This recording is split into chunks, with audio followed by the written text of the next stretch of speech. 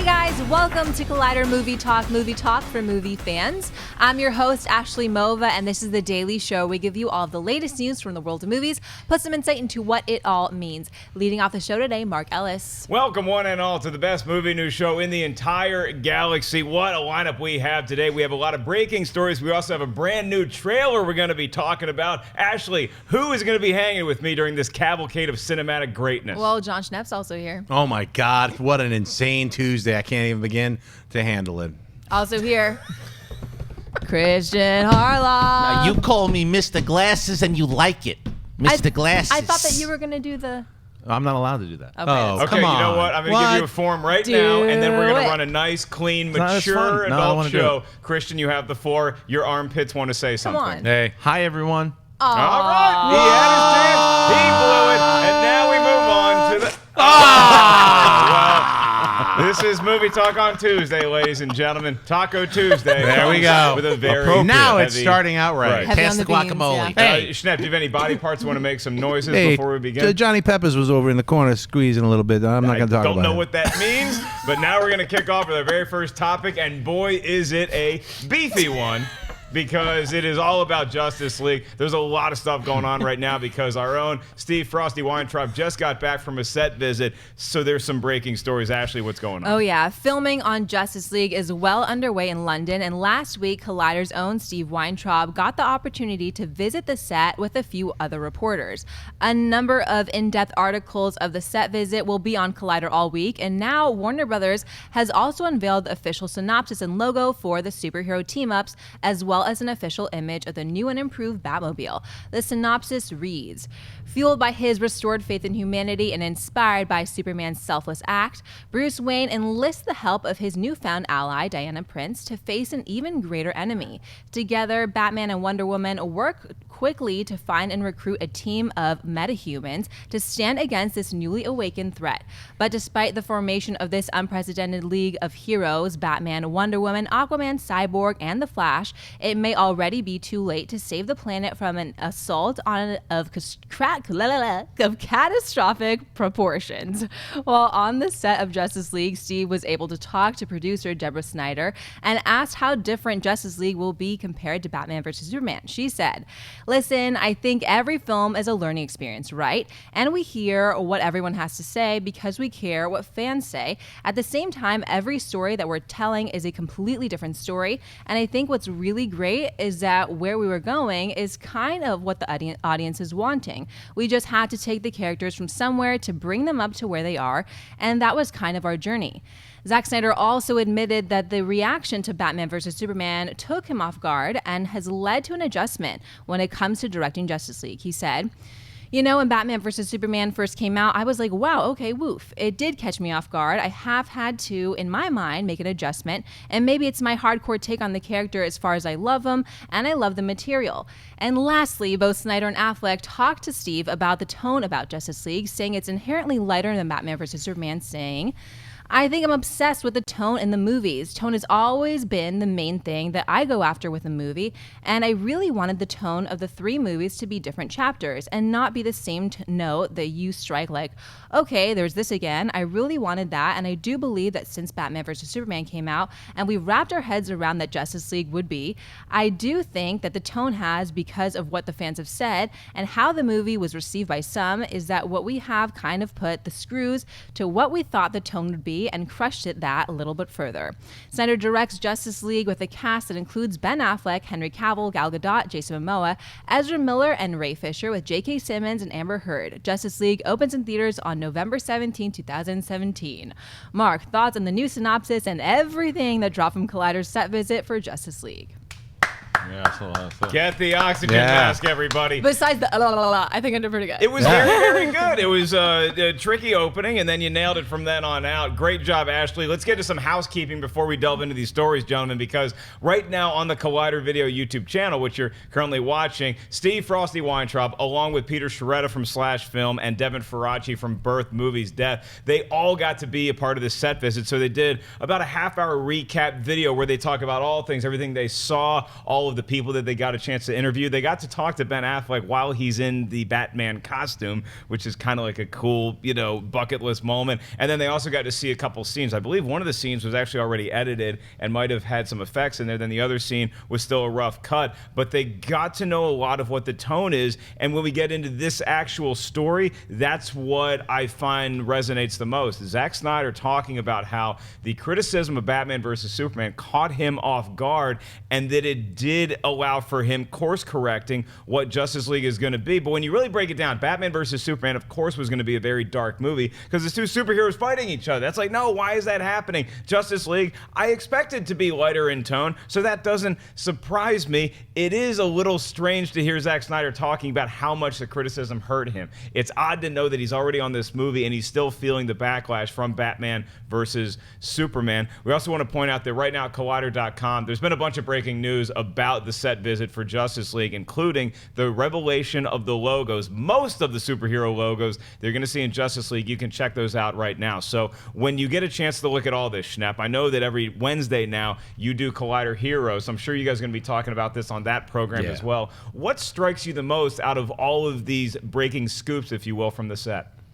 Well, yeah, I mean, Frosty's going to be on our show tomorrow, so we can actually get it from the horse's mouth. Like, hey, what did you see? How tall is Ben Affleck compared to you? And all those very important questions. But what I got from just reading just a voluminous amount of material on the Collider news site right now is that they really are in the mode of course correcting Justice League, and I think they did listen to not just fans but critics as well as to that the people who felt Batman v Superman was just a little bit too dark and morose and maybe didn't have that kind of fun element that a lot of other films do have in that same genre. And I think, not to say that DC films shouldn't have any humor or anything, but I think what Ben Affleck said was right, is like Justice League has a lighter tone. Batman and Bruce Wayne have changed a little bit from the brooding kind of revenge-filled Batman that was in Batman v Superman, and now he's like got this new agenda, especially from the events of Batman v Superman. What happened to Superman is he wants to make amends and make things right, so he's trying to put together a team to basically stop Steppenwolf. And the mother boxes are all mentioned in this article, so I mean, I don't think I'm talking any spoilers. It's all around the globe right now on every single news site, so if you're watching this as part of the news. So the mother boxes are the main story, and that, if anyone knows, is Jack Kirby's New Gods. So for myself, being a big fan of that, I'm really excited to see that be the main central theme. I mean, you mentioned this being talked about all over the globe, and the globe is what's at risk here in Justice League, because even though we have all these superheroes assembling together, it might be too late to save Earth. You have that synopsis come out, Kristian. You have political answers you would expect from a producer like Deborah Snyder. Then you also have these very honest comments from Zack Snyder regarding how he felt about Batman v Superman. So when you consider all this information, what stands out to you? It's a lot of stuff. I mean, watching the video, and when Peter had said up top, he said he felt like it looked like Snyder was making a Marvel movie from the way, because he's been on a ton of sets, and because going off of your point where you said you can't have two superheroes fight and not be dark. Well, Civil War did it, and it was still fun. And it was a very dark movie, though. It was for dark, Marvel. But the word I'm using here is fun, and where I don't think Batman v Superman was having as much fun as it needed to have, and you can still throw in some jokes to make it a little lighter and still have darker tones. And I think that that's kind of what they're paying attention to, and I think that that's probably what Zack Snyder was responding to, as where I don't think they always had the idea to make Justice League. They're probably going to keep, if Batman v Superman would have been a huge hit the way that it was and everybody liked the tone, they probably would have stuck with the tone, but that's not what happened. And there are certainly people who enjoyed that tone, and I want to see what those hardcore fans are going to be saying now that there is going to be this dramatic shift in Justice League. But it kind of makes sense. The other thing that I pulled out of that particular interview was the fact that they're using Flash as like the main comic relief. They were even saying so much that he steals the movie. Reminded me, I didn't see the movie yet, but it reminds me of kind of what Quicksilver did in X-Men. Maybe that's kind of how they're going to use the Flash. And it's also good because you know that Ben Affleck is going to be front and center for this movie, really having the Justice League appearing in a way that you have to do it the way that the Avengers did it in the first film. You've got to have that fun, and it looks like that's the approach that they're taking with this. So it makes sense. That stands out. I think I take more merit into the comments of what Zack Snyder and Ben Affleck are saying than Deborah Snyder, because, like you said, it's more political. It's like, we're listening to the fans, and the fans are going to get what they want. It's like, no matter what movie they made, she was going to say that, and she kind of has to at this point because of the backlash that it got.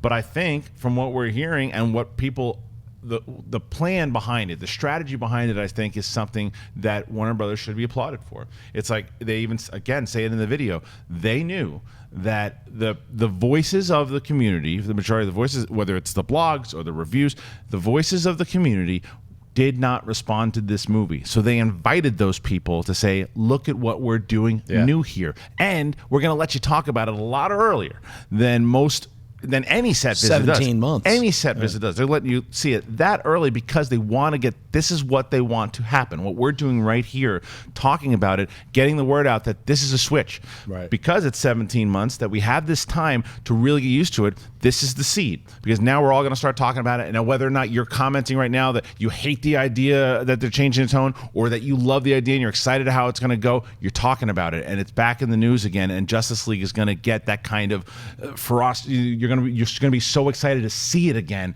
because a lot of people maybe after seeing Batman v Superman go, I don't know, I think I'm done. Now I'm pretty super excited for this. I want to see the switch. I want to see what Zack Snyder is able to do here, given all this stuff, because he is changing. You know, it's interesting because when I was walking out of Batman v Superman, there was a lot of thoughts going in my head, but one of them was I still really want to see Justice League. Like, I'm still excited to see this, and that hasn't changed. Kristian brings up the point that Devin Faraci made where he was very critical of Batman versus Superman. That's one of the reasons why he got invited to check out this set, is they said, hey, we know you didn't like what we just released. Come check out what we're doing now. Schnepp, is there a risk that they're listening too much to the fans and not enough as to what the creative brain trust that has already been shaping the DCEU? I don't think so. I think it was very important to listen to not just fans, but also critics. So it was an overwhelming amount of people saying this didn't hit it the way we wanted it to. There's definitely fans of Batman v Superman. Obviously, there are fans watching the show who are like, love that movie. I'm one of the people who didn't love that movie. And actually, honestly, Batman v Superman made me not care about Justice League. I was like, I don't care at this point.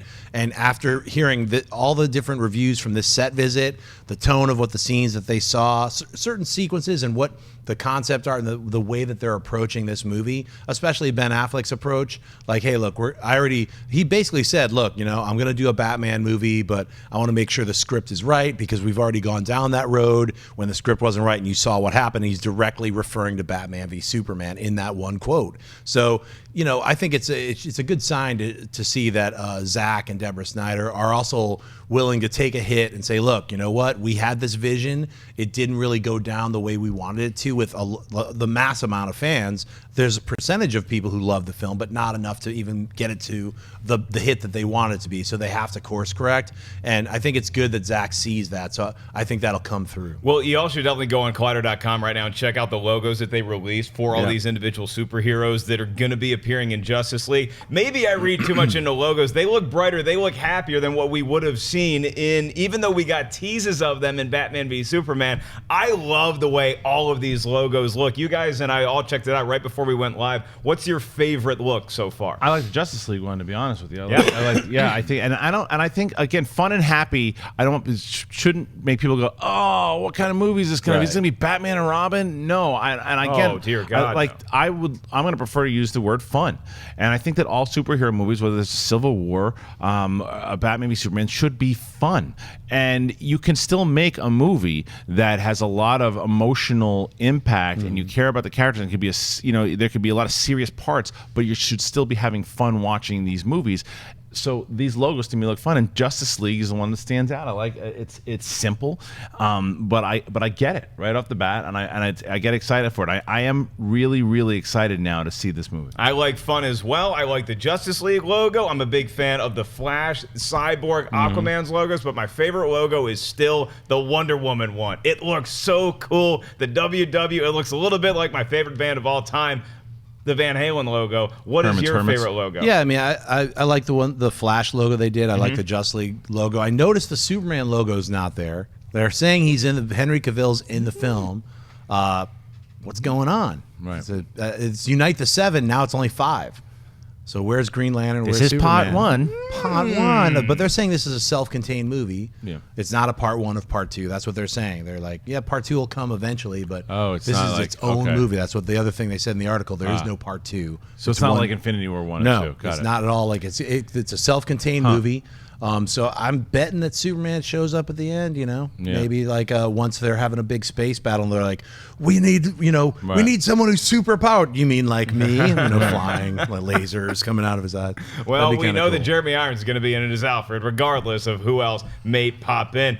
So let's move on to our next story. Before we get to the next topic in the rundown, we have a brand new trailer that just came out this morning, and that would be the first official trailer for Birth of a Nation. We got the teaser a few months ago, and the monumental film, according to everybody that saw it at Sundance, from Nate Parker. It comes out this fall, and it looks to be an Oscar contender, and it felt that way before I saw this trailer. And after seeing this trailer, Kristian, tell them what you told me as soon as you finished watching this thing. I said it felt like an American Braveheart. It really did, but I'll tell you, I got to interview Nate Parker at Sundance, and I've been talking how I think this guy's one of the best talents, even before I even knew he directed this movie. Did you see the movie? I didn't get a chance to, no, because we were working the whole damn time. I kept trying to get a screening of it, but this is the one that everyone started talking about. It sold for the most amount of money ever at Sundance, and they even turned down a bigger deal at Netflix because they wanted to get the theatrical distribution. This is a movie that I am really looking forward to, and when the trailer was done, I said, and the best picture goes to. You had a lot of good comments. But that was killing it. Well, just that movie. There's something about it, and obviously you're going to compare it to Steve McQueen's 12 Years a Slave. But there's just something about Nate Parker when I was talking to him about this movie and the passion and taking that, the propaganda film back in the early 1900s and really turning that name, and because it's got a very kind of negative undertone when you think about that movie. Now you switch it and you flip it to what is now an inspiring tale with him at the helm as both the lead actor and the director. This is a movie that's not only going to cause impact at the awards and obviously impact with people who see it. I think this is going to be a movie we talk about for a very long time. Yeah, watching the trailer, I don't want to seem hypocritical, because sometimes when I see a trailer like for The Martian, I feel like it gave away so much of the movie. This gives away a lot of the movie, in my opinion, but I was so spellbound watching it. I have a feeling that regardless of how much I know about the story going in, Schnepp, that I am going to feel that riveted the entire running time. It just looks so well made. It looks like you can see the passion aimed in such a right way, where sometimes if somebody has a project they've been wanting to do forever,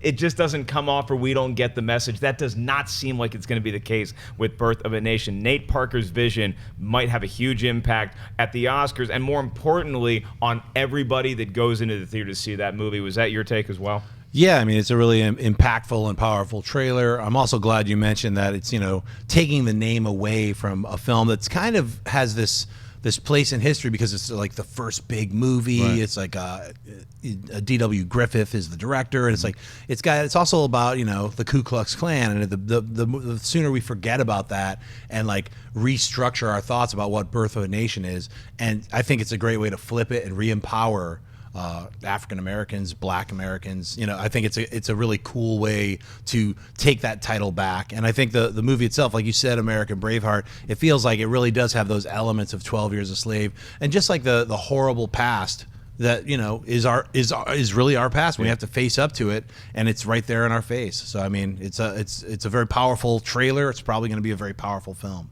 That's right. The movie, I believe it comes out October 7th, 2016. So it's right positioning for the Oscars. But again, more importantly, I wanted to and I'm glad that it didn't go to Netflix. I'm glad that they took less money to have a theatrical release, because everybody should experience something like this. If the trailer is any indication, you need to see this thing in a theater. It's going to be something special. All right, let's get back into the rundown, and we're right back to comic book movie news. What do we got? New set pics have been released for Spider-Man Homecoming, announcing the official start date of production in Atlanta, Georgia, just as Guardians of the Galaxy Volume 2 was wrapping its own production. James Gunn posted a photo of Tom Holland alongside Chris Pratt, commemorating the passing of the Marvel baton in filming. The other set pics were snapped over at Just Jared, with Tom Holland spotted in costume as Peter Parker, along with Nickelodeon star Zendaya as the female lead Michelle, and the Grand Budapest Hotel star Tony Rivolori as Manuel.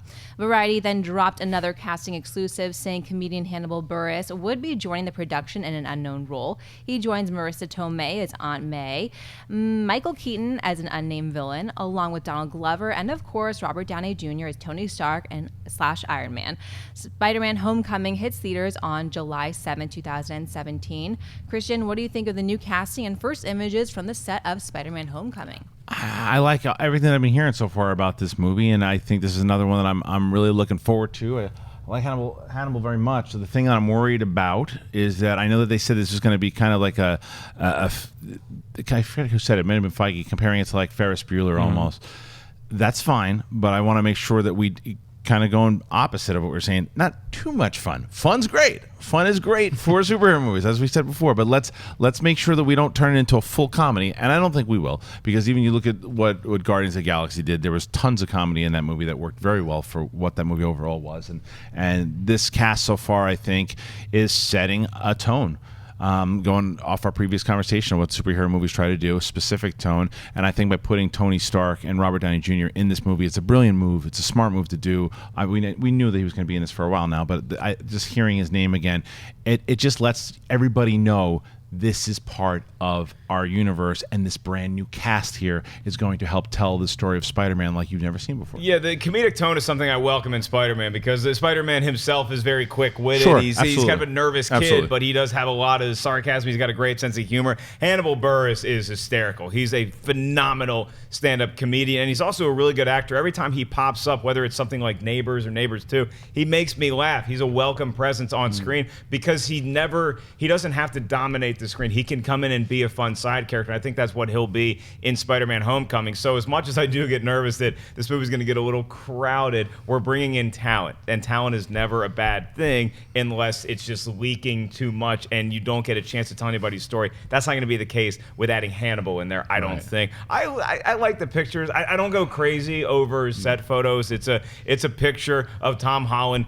being an actor. I like that he's wearing the Midtown shirt. I like that he looks like how I would expect Peter Parker to dress. I don't take a whole lot away from the pics, but Hannibal Buress casting, I think that's always good news. How do you feel, Schnepp? Yeah, it's fun to know that, hey, it's like proof that they started shooting or whatever. Like, hey, there they are. They're kids in high school. They're walking around. I mean, that's really all the set pictures show you is like people walking, and that's Peter Parker and some of the people that are cast with him. Probably hanging out talking about now we have to go to like algebra or whatever. Right.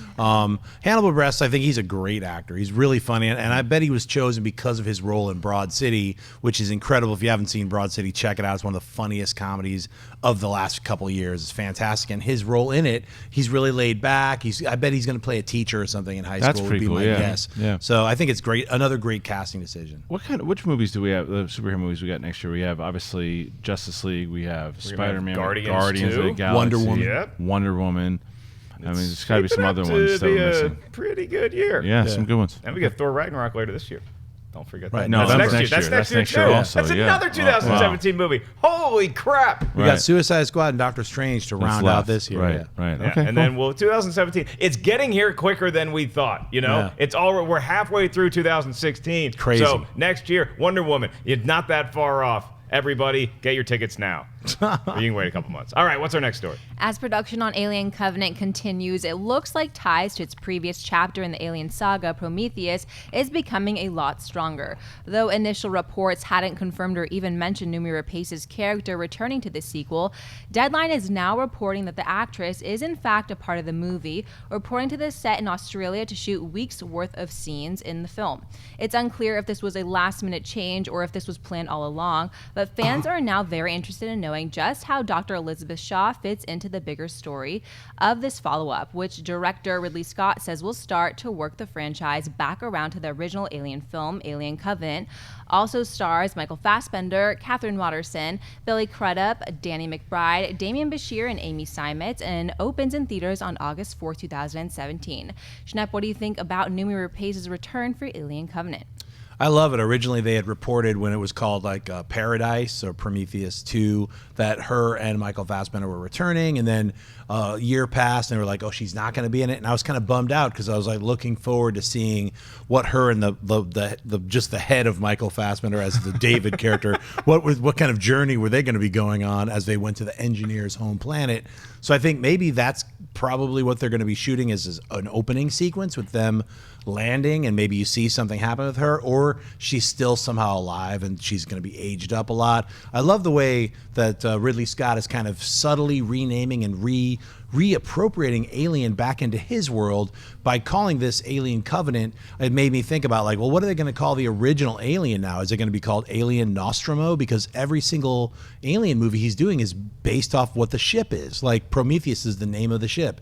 Covenant is the name of the ship. So I went back and I recently rewatched, like, Alien and Aliens, and it would be Alien Nostromo and Alien Suluco. This is the Marines ship. And I was like, man, that's badass. And just forget about Alien 3 and 4. Just combo that stuff. You didn't even bother watching I'm getting 3 excited. and 4 to get the name of that ship? Well, it would be Alien 3 would be like, I'm on a monk weird wooden prison planet, or I don't know what the planet Alien was 3, called. it's just they're closing garage doors on aliens for the majority of that movie. Right. But Alien 4, if they kept it in the, it would be like Canon. whatever that satellite of the, that the clones are on. That would be called that. Yeah, I thought Noomi was fantastic in Prometheus. I like Prometheus more than most people did. I thought visually it was gorgeous, but I thought she brought a lot to her role. So seeing that she's going to be involved in this, we don't know what capacity she's going to be in this. Like you said, Schnepp, maybe it is just an opening sequence kind of thing where it's giving us some sort of context as to here's how Prometheus wrapped up, in case you forgot, last week on Prometheus, and then she's got the head of Michael Fassbender, however they're traveling to this new place. I like the idea of having some continuity with Prometheus, but clearly also furthering the story that Ridley Scott wants to tell. So sounds like good news to me. See, I'm on record saying I didn't really love Prometheus. Thought it was gorgeous, and I actually didn't think Noomi Rapace was anything great in the movie. I thought she was fine, but I love that she's coming back. I think it's great for the franchise, and it also answers the question. And I don't know if you guys remember this. When this movie came out, there was a huge debate all over the place whether or not that Prometheus was a prequel to Alien. It is. It clearly is now. If she's going to be attaching to this and leading up to Alien Covenant, it's clearly a prequel. So it makes sense that we are now just attaching it. And like we said, it is a week of shooting. There's not going to be anything monumental that she's doing, but that's not true. Anything monumental as far as, I guess, length throughout you're not gonna have big scenes with her, but you might have one big scene in the beginning, maybe something you said, Schnepp, that follows up at the very end, whatever it might be, tying this whole franchise together. So I think it's really smart. And I think that it's probably Ridley. What I will say about Ridley Scott, always, no matter if you love his movies or have hated some of the last ones, the guy's always taking risks and always trying something new. Whether it's the Counselor, which we didn't like, or you have something going far back into Legend, which is a fantasy movie. He's always trying something new. So when he tried Prometheus and trying to say, well, I'm just going to kind of go back a little bit more, and does it really relate or does it not?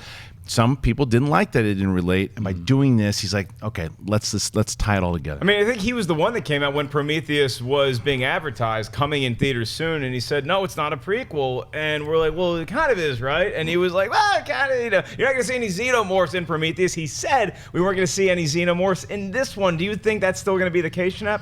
I think we're going to see aliens in it. Are we going to see a mouth open and then another mouth come out of it? Very, very possible, but it might not look like the Giger design. I think the Giger design is going to be saved for, like, as they move forward in whatever the genesis of these engineers, whatever they're developing and building. So I like that two-mouth alien. Blomkamp's version is still going to happen or no? I don't think so. You don't I think think so? I mean it was pushed off in a very nice way. Like, oh, he'll do it after Ridley does this one, but Ridley's got 3 sequels planned. Yeah. And Sigourney Weaver was very political when she was interviewed. She was asked about what the script is like and if she's involved. She's like, I'm totally on board, but she didn't really get into details. It was something we talked about on Movie Talk about a month ago where she was asked about it, and she gave the answer you'd expect, a classy human like Sigourney Weaver, without giving us a whole lot of insights. We're just going to have to wait on that one, whether we actually ever get that Thank you, version. Sigourney Weaver. That's why I'm here. And that's a great reference to a movie you may be able to see in theaters right now. Wendy, let's talk to the chat room. What are they saying about our lead stories, including that new Birth of a Nation trailer? Well, let's start off with the Justice League. A lot of excitement for Justice League in the chat. Or A says, I really dig the logo. The start and the font itself makes it look more comic booky. As for the tone shift, I am fine with more levity in the movie. Balance is the key. Don't want to make it goofy. And Danny Mulpin says, I am all for this based off what I hear them say in that set visit video. It looks very promising. For the Birth of the Nation trailer, Mega Iron Man 98 says, it looks fantastic. This is going to win a lot of Oscars. And Daryl Welch says, Birth of a Nation will be a very hard movie to watch. It is such a dark chapter in the history of the United States. For the Spider-Man Homecoming set photos, lots of excitement again in the chat for the set photos. Joshua says, The Spider-Man cast gets me excited. Good actors. This movie could be a classic. And finally, for Alien Covenant, again, seeing a lot of chats. Actually, they're buying this, even though we haven't reached buy or sell yet. Grambo19 says, big buy, links in the movies. We get a lot of love for Aliens, is what I saw in the chat room, is when Shep and I were having that conversation. So people defending Alien 3, but it seems clear that Aliens, or Alien the original, is their favorite movie in the franchise. Deservedly so. Well, now let's move on to buy or sell. The chat room already wants to spend their money, so now Ashley's going to give us a topic. We, the table, are going to say whether we buy or sell this particular piece of information and then defend our decision. What's up first, Ash? Last month, Collider.com reported that the Death Wish remake, which is set to star Bruce Willis in the Charles Bronson role of a husband and father who goes on a killing spree to avenge his family who was killed by gangsters, had lost Big Bad Wolf's directors Aaron Kashales and Navat Papuchado, with no word on a replacement at the time. Now, in a report from THR, MGM and Paramount have signed Eli Roth to helm the remake of the 1974 film. Roth has reportedly been trying to move away from films like Hostel and The Green Inferno, as proven by his last feature, the thriller Knock Knock. He was also briefly attached to the giant shark movie Meg before exiting the project back in March. Now he'll work from a script by American Crime Story screenwriters Scott Alexander and Larry Karaszewski, with Willis still attached in the lead role. A release date has yet to be set. Mark buy or sell Eli Roth directing a Death Wish remake with Bruce Willis. Well, I'm the guy that loves taking risks and buying some things I'm not that confident in, but that's not going to be the case here. As of right now, I have to sell this news. As much as I appreciate Eli Roth and I like his vision, I've liked some of his films in the past, he's trying to get away from the Hostel Green Inferno vibe. But when he did Knock Knock, that was not a step in the right direction as far as quality filmmaking, in my personal opinion. And when you put him doing a remake of Death Wish, particularly with an actor who's been known to lick some stamps, put them on some envelopes, and mail in performances occasionally, I just don't see a lot of positive vibes coming from this movie right now. Eli Roth, if nothing else, is a passionate dude when it comes to movies. So I could see a teaser trailer for Death Wish and totally change my mind. I hope that's the case, because I want to love this movie when it comes out. But just hearing this news, as of right now, I gotta sell it. Schnepp? I buy that Eli Roth is directing Death Wish. I wish I could sell Bruce Willis and not have him be in it. He's not a Charles Bronson, at least to me. And I think, especially his last few performances, they seem really mailed in. And I know this could be like a way to revive his career, but I would rather see them cast someone else. Kristian? I also sell it and reach for a comment. Bruce Willis could not be reached because he's doing another direct to Blu-ray with Pauly Shore. I mean, the guy does every Blu-ray release, and you look, I would like direct to VOD or something too. Yesterday, I was just browsing around, and there was some movie with, I don't know who it was, but he's doing another one. Look at Bruce Willis's titles. The guy is just cashing in checks left and right. But Eli Roth doing this movie, I agree with you, Schnepp. I think that with somebody else, it could be interesting and to see what they could do. But the other thing is, I just saw Punisher. I'm going to see the Punisher series. That's the kind of vigilante I want in my life right now. And for me, if you would have told me that Bruce Willis was doing this in 1990, 1992, then, okay, maybe I'm getting excited. But Bruce Willis hasn't shown up in a long time. And this isn't just from what we think. This is what people say. You ever hear Kevin Smith talk about Bruce Willis? Yes, I have. The question is Eli Roth going to be talking about this? The people say the guy just doesn't show up. Things that I heard about what he did to poor Justin Long on the Die Hard. He got fired off the Woody Allen movie because he didn't know his dialogue. And he's got like earpieces in during plays and stuff, and people tell whatever he's been doing, the guy is just checked out. So I just don't care about him doing this role. I heard that Bruce Willis actually will be inside of most red boxes when you go outside 7-Eleven. You try to rent a Bruce Willis is the guy handing it to you inside that machine. So look out. You know what I'd love to see? So some of them recast Death Wish now that they have Eli Roth with someone you'd never see going crazy and shooting people. Like, just go Steve Carell. Yeah, anyone except an action star. I'd like to see Steve Carell in a remake of Falling Down with Michael Douglas. He would Remember that? Great. That would be amazing. Remember? Falling Down was great. Michael Douglas, he just got pushed to the edge, and then he just got a backpack full of Uzis and took it out on LA traffic. It's a crazy movie, and it reminds me a little too much of Everybody's Dad on a long road trip. All right, what's our next buy or sell? Sony Pictures has revealed their upcoming slate of animated movies, including the official confirmation that there will be an animated Spider-Man movie written by Phil Lord and Chris Miller. Along with Spidey, Sony also announced a third Hotel Transylvania and a title and banner for their Emoji movie. For Hotel Transylvania 3, director Genndy Tartakovsky will return, saying that the idea for a third chapter came to him while he was finishing up his new season of Samurai Jack. Sony also unveiled the banner art and title for the Emoji movie called Emoji Movie Express Yourself. Hotel Transylvania 3 is released on September 21st, 2018, while Emoji Movie Express Yourself will hit theaters in August of 2017. Kristian, buy or sell an Emoji animated movie and a third Hotel Transylvania? I mean, that's a trick question. I'm going to say half and half. You got to buy it as a package deal. As a package, and I got to sell it. Who the hell wants to see an Emoji movie? I mean, that sounds ridiculous. But I mean, I could change my tune once I see the trailer for it. I mean, because the same thing, I didn't wind up seeing Angry Birds, but I know it didn't turn out to be that great. But the trailer was, yeah. But Hotel, I love the guy. I came up with an idea for it. Yeah, it was called, hey, let's make more money. That's the idea. The movie's made a lot of money, so it makes sense that they would do a third one. And the kids really loved it. And I saw the second one. It was fine. Yeah. So a third one makes sense as far as Hotel Transylvania 3. And I think that it's a perfect time when they put those movies out. And it's not just a cash grab. I think it makes sense. It really does. You take for granted, if you're not a parent, like, the thing is, when there's not anything out to take your kids to, and especially during around that Halloween time too, it's a good thing to be able to share with your kids. But the Emoji movie, it's just like, they're just like, you've said this many times, and I look forward to your rant in 5 minutes.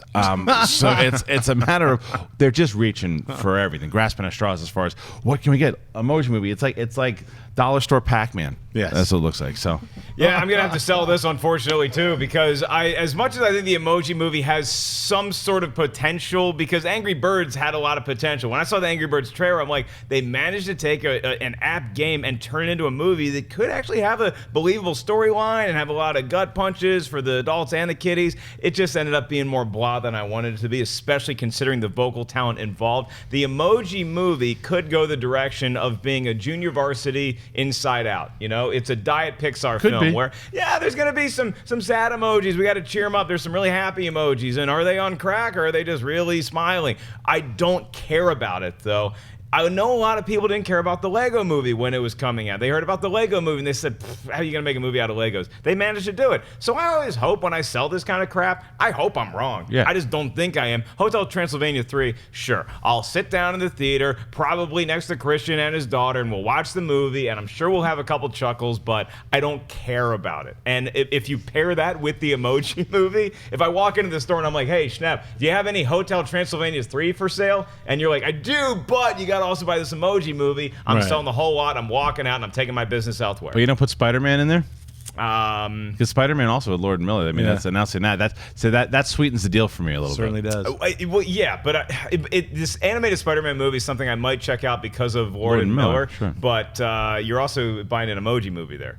It's like when you get home, you got to find somewhere to put all this crap. But I'm okay if you're telling me I get a Spider-Man movie and I got to take, it's like taking two good Two out of Blu-rays and three you get a ain't crappy. bad, Yeah, you know? so You're going to be selling Hotel Transylvania 3 and Emoji movie on eBay a week after you get home. Schnepp, Kristian and I know that you are a huge fan of not only the promise of the Emoji movie, but I know you use a lot of emojis in your personal life. So please, the floor is yours. I use emojis all the time. Let me talk about the first two. First of all, Spider-Man Homecoming, excited about that. This animated movie, just as excited about. Lord Miller are great writers. I think they probably put together a great premise.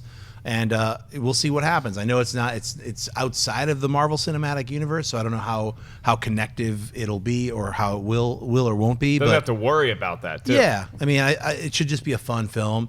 Transylvania 3, I think it'll be fun. I actually watched Transylvania 2 on the plane with no sound because I didn't want to hear some of the actors' voices. I just wanted to see how it worked. And it's so well directed, and I laughed out loud with no dialogue. Oh. I was just listening to my own music and watching it. It was so fun that I was like, I'm going to watch it now with all the actors' voices. And I liked it a little bit less, but I actually I gotta say, I mean, I think it's so well directed. It's great to see Gendy coming back. It's a fantastic film, and just the animation itself makes you laugh, like the way that stupid, like googly creature that's made of jelly that has things inside of it, its reactions and stuff, just had me like probably annoying some people around you. You know when you have headphones on and you're on an airplane, you're like you're the only person laughing because I was like, what the hell's wrong with that person? Oh, they're watching something. Right. You know, you're freaked out. So I'm sure I was freaking out a lot of people. Emojis. I mean, they have legs now. I mean, what is this? Horrifying. It's like the image I saw is like, he looks like that creature that I saw as a kid. He was like, I'm a piece of cheese and you make a roll-ups. You know, and he had the weird, like extra, like thin spaghetti legs and arms. Hey, that's got what some this ravioli? thing, yeah, that's what this thing looks like. He's got a little tuft of hair. It's like, that's not an emoji. That's a monster. That's a weird creature that's going to give children nightmares. Weird, like extra spaghetti arms. Like, hey, what's going on? Imagine if they're all like kind of moving around. I know they're going to walk. Your kids get nightmares from emoji. That's a you as a parent issue. I That's want not the kids. emoji's I want fault. kids to get nightmares. Is the from poop this emoji movie. going to be in there? It's got to You be. It better be. Yeah. It has to be. That's the one thing I'll say about the emoji movie is that you have the chance to tell the greatest poop joke of all time with that turd emoji. Will they blow it? Probably. Yeah. But you have an outside chance to have a very funny joke. Let's call it right now. If they use that poo emoji in the Emoji movie Express Yourself, and don't use the NWA song Express Yourself, license that right now. Get that in there. Get the poo emoji. Get a lot of good poo jokes. Yeah. I might have to. Oh, buy it. Daryl's here again. Hey, Hey, what's up, fellas? I want to see the dancing lady step into poop because I would give that score 100. Ashley, the Emoji movie, I Hotel really Transylvania like 3. that idea. What are we thinking? All right, I love the second Hotel Transylvania. It actually surprised me. I thought it was really cute, so I buy that. But the Emoji movie, I don't even like the way the emojis look. I know they look horrible. That's not even a regular emoji. He's got legs and arms that are like spaghetti noodles. And it seems that they're going more the kid route than I expected. I thought that they were going to kind of incorporate this adult humor, but that doesn't No, even... it looks horrible. It does. It looks horrible. It makes me so sad. It looks gross. I would rather if they just showed a stupid ball with a dumb face like that without the tuft of hair and the dumb spaghetti arms and legs, I probably would have bought it. I was like, whatever. Yeah. They're gonna move them around. They're gonna roll around like mad balls. Be like, hey, what's going on or whatever. Now they got legs. It's disgusting. this might be what you were talking about. Like, remember the kids' books, the Mr. like Happy and Mr. Grumpy, and they have all these old Mr. Mischief and all these. It's kind of like this version of that, like today's version. So you might be able to pull it off if it's clever. But I don't know. We know it's going to make a boatload of money, but we do sell the Emoji movie as of right now. Let's move on to something I can hopefully buy today. Warner Brothers has released a new poster for the Harry Potter spin-off Fantastic Beasts and Where to Find Them, teasing an invitation to the return to the Wizarding World by J.K. Rowling. Fantastic Beasts and Where to Find Them takes place in 1926 as Newt Scamander has just completed a global excursion to find and document an extraordinary array of magical creatures. Arriving in New York for a brief stopover, he might have come and gone without incident, were it not for an American muggle named Jacob, a misplaced magical case, and the escape of some of Newt's fantastic beasts. Fantastic Beasts stars Eddie Redmayne as Newt Scamander and hits theaters later this year on November 19th. Schnepp buyers sell the new poster for Fantastic Beasts. I buy the poster. It's fun. It has a magical element to it. It shows you like, hey, they're not in Potter's world. They're in like, I guess it's New York, and it looks fun. It has that magical element. It has a pottery feel to it, but it's just like slightly different. So I'm buying the poster. Kristian, before I ask you, that's a wand in his hand, not a lightsaber. Do you buy or sell this? That's exactly why I'm buying it, because it's subtle at first. And as you're looking at it, like if you just see like, what's this movie? And then as you start to see, you see the scarf, you see the wand, and you know right away that it is attached to the Harry Potter world. It's a really cool and clever poster. And it does feel a bit magic, feels magical and a little, lighter too, with the sun kind of coming out of the background. And I love that they feature that J.K. Rowling and David Yates are back. So it connects you back to this world in the way that you felt. So I'm really excited about this movie. Big buy for me. I'm buying it. It's not a huge buy for me because I did what you said. I had to stare at the poster for like 5 seconds. I knew the Fantastic Beast takes place in the world, but I'm trying to go into this as like if I just left a movie, I didn't know this was coming out. Am I gonna be able to pick up on the fact that this does take place in the same universe. And as I looked at the poster more, it started to grow on me. It was like one of those magic eye paintings you see at the mall where it's like you're just staring at nothing and then a ship comes at you. Right. So seeing the wand helps, seeing the look on Eddie Redmayne's face help. There's a lot of stuff to check out in this poster. It can leave you spellbound. You're going to see an Emoji movie poster and then move on with your life. But seeing this, I like how much detail is in there. I don't always like when posters feel too crowded, but this had the perfect mix of having a lot of neat stuff to look at in there, but not feeling like it was overwhelming the eye. This poster, we just gave way too specific of a breakdown as to why we like this poster, but this is actually, now that I'm talking about, a huge buy for me. I love you, Fantastic Beasts new poster. Ashley, do you dig the new poster? I do like it. I love the Harry Potter feel of it. It feels magical with the sunset. I like the color scheme of it. I'm really, really excited for this movie. And I love Eddie Redmayne. Well, he's great. We end buy or sell on a high note, but not before we go over to Wendy in the chat room. Wendy, what kind of emojis are they throwing in there for our buy or sell topics? All right, well, let's go back to the Eli Roth story. Most of the chat is selling this, and a lot of the chat agrees with Kristian and Schnepp about the casting choice. Jason Creed says, don't care about Bruce Willis. He doesn't play characters anymore. He plays Bruce Willis, tough guy. Sorry, Bruce, you burned too many bridges for me. Huge sell. And Big Poppy says, sell. Eli Roth is a director that relies on torture and gore all in your face and doesn't rely on story at all. For the Sony animated movies, they're buying the animated Spider-Man movie, some are buying the Hotel Transylvania 3, and they all sell the Emoji movie. But some are approaching it from a different angle. Or A says, a soft buy for the Emoji movie. Remember when you all poo-pooed on the Lego movie? As long as you have a good script and a good story, you can make a movie about anything. And finally, for the new poster for Fantastic Beasts and where to find them, the majority of the chat is buying the poster. Chris Robinson says, I am not the biggest Harry Potter fan, but I enjoyed the movie enough to be excited for this film. It sounds like the train outside is selling the Emoji movie as well. But like, look, we didn't drop turd emojis on the concept of the Lego movie. It was, you got to prove yourself when you're going to make a movie. I sold that. I mean, I bought that sucker because I was lucky enough to see the Lego had done this like Star Wars special a few like months back before Lego came out. But I mean, I understood where everybody was like, "There's no way." Because I definitely had doubts, but like the creativity behind it, but that's the point that the guys make there too. We don't know the team what the pitch is that they have behind it. They don't have Lord and Miller for this one, but maybe there's a new type of Lord and Miller that come out because remember those guys were all crapping on the Emoji movie, but look what they did. So it's certainly possible. You know how they pitched it? They went in, they got everybody's text number in the room, they texted them an emoji, and when they looked up from their phones, they saw a pile of cash, and they said, yes, greenlight this movie. It's going to make a ton of Just money. make sure you give them spaghetti legs.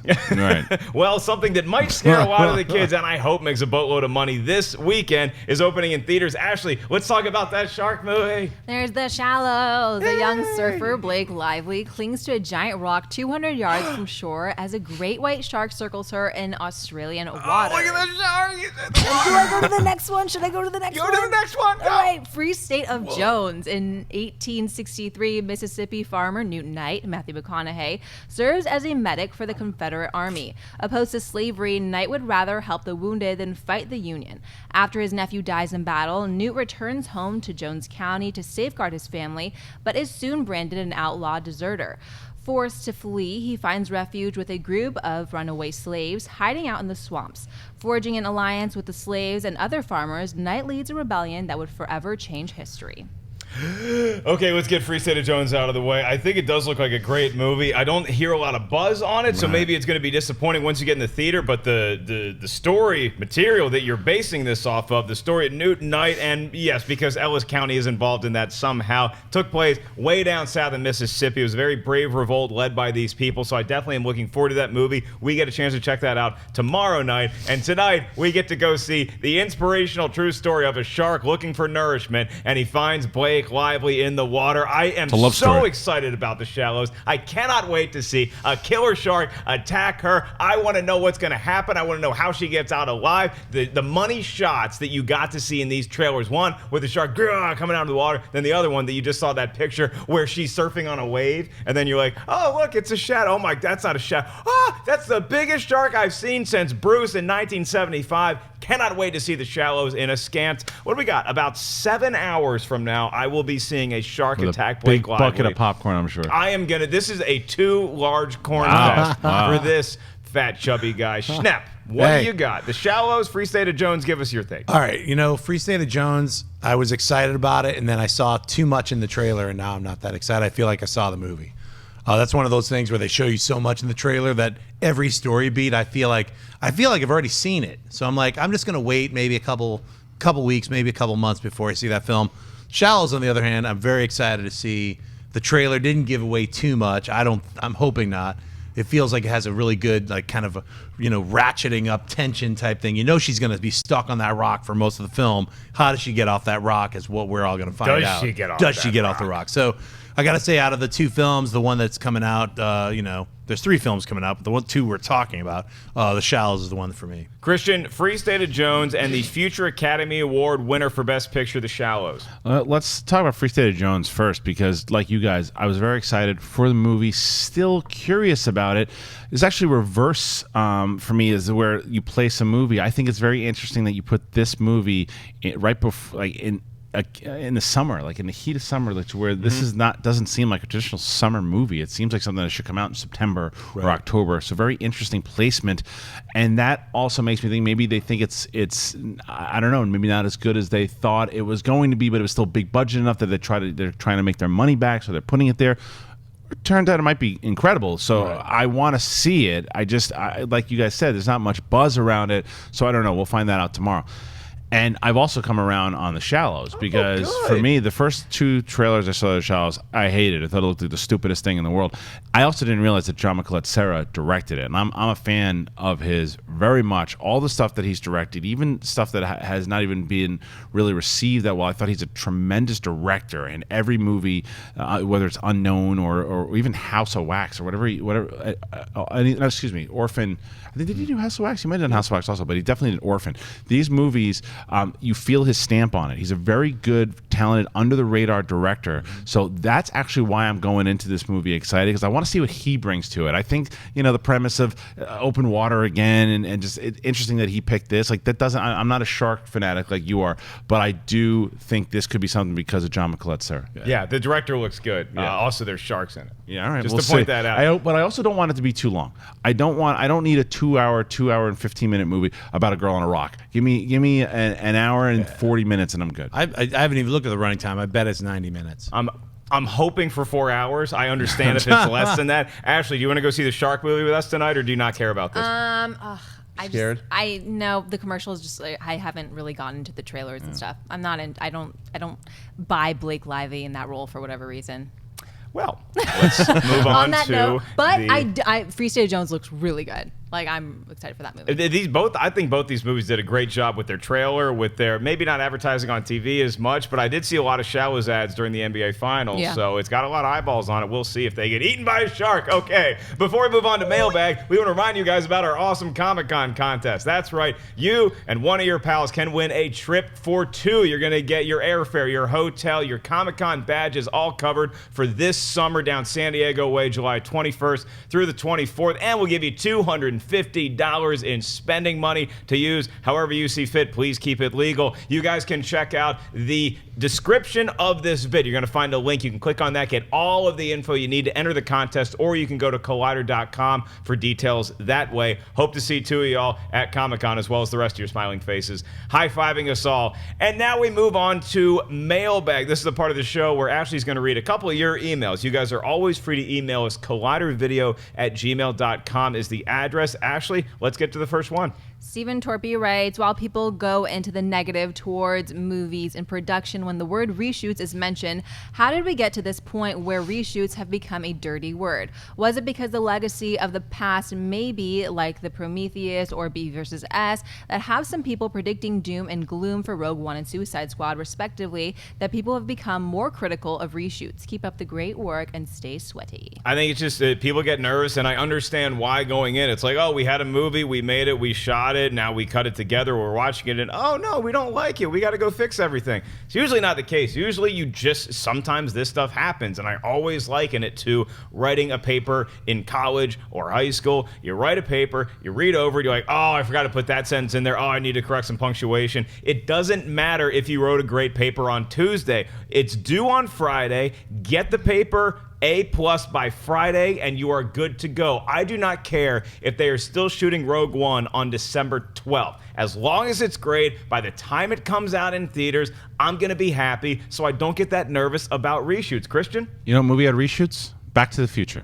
And we didn't hear about it until years later. Wait, Eric Stoltz was in it and they had to replace him with another actor? Can you imagine if that story broke today? Right. That they had to replace the lead actor with another actor and they reshot a whole bunch of the movie because they thought it was a little too serious? Welcome to Movie Talk. The sky is falling. People would be losing their minds if they heard, oh, wait, this thing that Steven Spielberg is producing and Zemeckis is directing, oh, it's got to be terrible. There's a new actor. They're going to replace it and he sucks. So, they had to, they got the guy from Family Ties. Oh, my God, it's going to be terrible. That's what would happen because it happens all the time. It has been happening for a very long time. We've talked about it many times. Studios plan for reshoots and they can use them for a lot of different reasons. That being said, there are times when a movie is a sloppy mess and they go and they try to fix it with reshoots. Let's not, be naive here. It does happen that there are times when we say, oh, this is a disaster, and it's a disaster. But it's just that word now because it has become a story every time that there's reshoots that people can be like, oh, this movie has reshoots because every blog, every paper knows that they're going to get people talking about it. This movie has reshoots. Have fun with that, guys. Right. And you can say whatever you want. And they could just say, we just said they were having reshoots. That's all we said. So it's a topic of conversation now. That's why, because it just has become this thing that people like to speculate about. Schnepp, Alex P. Keaton as a cosmonaut. Can it work? We got to reshoot it. And you know what I like now is the way they amp it up even more. 30% of the movies, 40% of the movies being, wait a minute, 50% of the movies being reshot. I mean, reshoots happen all the time. They used to be just called pickups and no one knew about them. They were like, hey, thank God we have money saved up so that we can shoot some pickups. Like, oh, when we shot this whole scene, wouldn't it be better if we covered it outside? Yeah, let's just do that. And not anyone needs to know about it. It's just the internal mechanism of making a film. Nowadays, it's like, people are like, what? They're reshooting scenes. It's not even reshooting scenes for the most part, as opposed to like additional photography, amping a scene up, or like Kevin Feige used to call it early Marvel movies, like just only 8 years ago. He was like, we would like plus a scene, or we would juice it up a little bit. We'd add a little bit more. We're like, hey, Loki's really working in this and this other character's not. Let's maybe shave out that character and not have him in and add some more Loki. So, I mean, that's how movies work. And it's not just Marvel movies or Star Wars movies. Every single movie has reshoots and pickups. If they're a production company smart enough to save some of the money so they can have the actors come back 3-4 months after they have a rough cut and say, hey, let's add these scenes in. It's only going to make the film work better. Or we cut these side stories out. Now we have to streamline it. We have to add 2 more scenes to make the full story work. I think it's a smart way to do films. It's the best way to do films, and you shouldn't get too weirded out about it. What I get weirded out about is like, we're in the industry, so we'll hear stuff, that sticks out. Thousands of movies are being made all the time, and thousands of movies all the time are getting pickups and reshoots all the time. We'll hear certain things about 1 or 2 films. That's when we get worried. Yeah. Okay. Well, you look at reshoots, like an example of a reshoot that clearly turned out to be a disaster was Fantastic Four, when they did a bunch of reshoots because they just didn't know what to do with that movie, and they ultimately replaced their director. It happened in Superman 1 and Superman 2. Superman 2. They did that with Donner. They didn't like the direction that it was going. That's why they have the Donner cut. So it happened back then. It happens now all the time. But I think that what people think a lot of the times when they go, wait, they're not confident with what they have. Most of the time, that's not true. Most of the time, it's just like Schnepp was saying, they're just adding some more stuff. They've budgeted already. But sometimes it is true. Could be a harbinger of doom. Could just be simple pickups. Either way, it's no reason to get into the 10 Cloverfield Lane bunker just yet. All right, one more mailbag, then we're out. What do we got? Lance Green writes, Dear Collider, love your shows, Movie Talk Nightmares.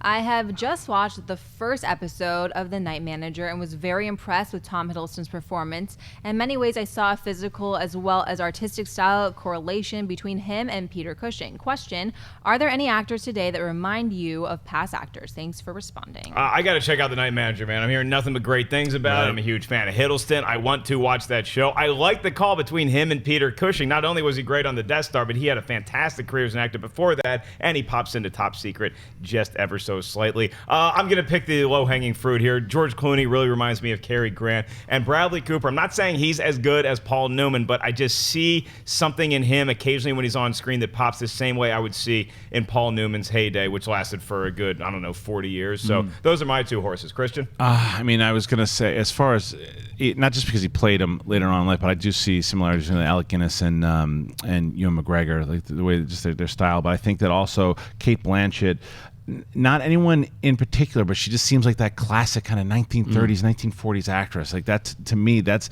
when I see her, that's old school right there. I think Kate Winslet has a bit of that, as Marion Cotillard has. Those three actresses are ones that just take me back to the old school. I could picture them in movies from the 40s and 50s, and you could definitely just kind of, if you wanted to, just place them in there and it would work. They seem like classy dames. Yeah, How about you? They have the movie star quality. I was going to, throw in Christian Slater, Jack Nicholson for the old school fans. Russell Crowe reminds me a little bit of Marlon Brando. Some of the flourishes there. I'm not a big like this person reminds me of this person. So those are my two. All right. Well, thank you for participating against your will. Yes. We really appreciate it. Well, speaking of against our will, we would love to take your live Twitter questions, but we are simply out of time for today on Movie Talk. But don't worry, because not only want to thank everybody behind the cameras, I also thank everybody up here at the panel, and we're about to give you our Twitter handles. You can tweet us individually or as a collective unit because we are one big family. Schnepp, where can everybody find you? You guys can find me on Twitter and Instagram, just at Jon Schnepp, and